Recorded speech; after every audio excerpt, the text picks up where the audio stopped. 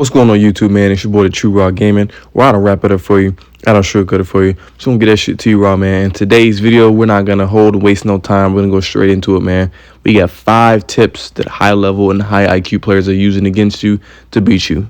Tip number 1, low dead zone and fuzzy guard defense. Tip number 2, throwing a chain light to the top. So simply put, what this means is when you're doing a combo in a light chain, instead of doing it side to side all the time, you want to throw it to the top. And you want to throw it to the top because when you throw it to the top, it's forcing them out of their dodge. Whether they're doing a dodge attack or they're doing a regular dodge, it forces them out of it. So in this gameplay, as you can see, I'm trying to do a single light and I'm trying to GB him because I know he's going to dodge. And obviously, I don't have the best character. Me knowing my game knowledge, I know how to beat that style. As you see, I just threw a top light in the middle of my light chain. I threw one just to get him into a stun. I threw the second one because the first one gives me just enough time to land that second one up top if he doesn't do anything the correct way. And as you can see, he's real dodge happy. I didn't win this round. Obviously, I didn't do the strategy the whole time. So we're going to roll into the second round. Second round, I know what to do. I know how to stop this guy from dodging, and we're going to just go right into it. So as you can see here, I'm trying to get a way to get my hands on him because he wants to move away so much and he zones a lot, does a lot of lights. And I tried to mix it up, as you're seeing, doing the double top just to keep him in position, keep him still. I want to keep him in front of me, keep him close as possible because I don't have all the extra range. And then I can start getting my mix-ups in together because he's not able to dodge out of the mix-ups. As you've seen before, he started trying to block the top light and he's going back to dodging. And there he goes. He's still dodging out of it. That's when I get my light parry. So I kind of force him to do with the mix-up and do what I want him to do in that situation. All right, we got number 3, finish the offensive string and then go straight into a light parry. Essentially, what you're doing this because after you throw your light string, you finish with a light. You don't have a frame advantage to do anything else. So you guys are going back to neutral, if not negative in some situations. So the only thing you can do is either dodge or parry. And I can't actually prove it, but in game, the lights do look like they come out a little bit slower after you finish a light string. I kind of touched on a little bit of this in a way if you in this video right here, talking about transition from offense to defense. So go ahead and check it out for more. All right, number 4, finishing a string with a heavy most of the time will give you positive frame advantage. As you can see now, this is a lot of this going into frame advantage. Frame advantage is very, very important. I will actually have a link in the description below with my offensive guide where I have the whole intro into frames, and I'll show you a little bit of how to frame trap people where they never have a chance to get on offense. They'll always be on defense. I feel like that's kind of fucked up teaching you guys this, but you know, why not? You know, I kind of want everybody to have the chance to do it. But essentially, if you're able to finish your string with a heavy attack, right? Once you finish it with a heavy attack, you have frame advantage where you're able to land a light. Now, he has to parry it. He really can't dodge. He can't swing. So he has to really parry it or block it coming.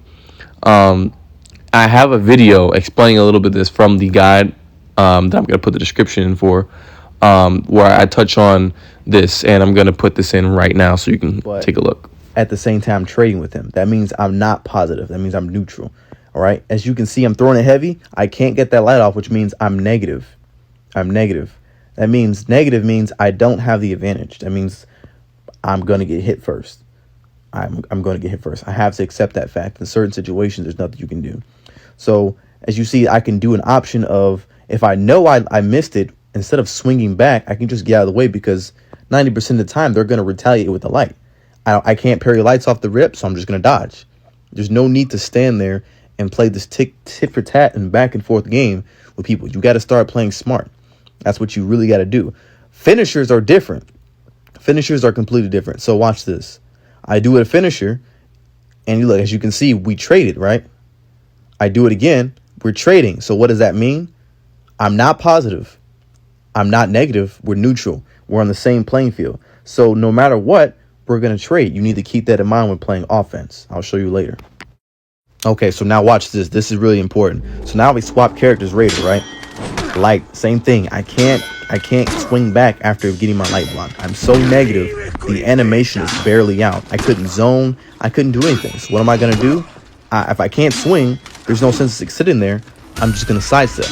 Now I need to take my loss Move out of the way. There's no need to go toe to toe with somebody. It's just like a boxing match. There's no need to stand there in front of somebody and just taking unnecessary hits. But as you can see now, I landed heavy. That pushback you see on his animation, on the enemy's animation on the warden, that is what's showing me that I have advantage. That's what you want. You see that finisher, I'm able to land that light, but I couldn't do it with Shinobi. It's because this character has different frame advantage.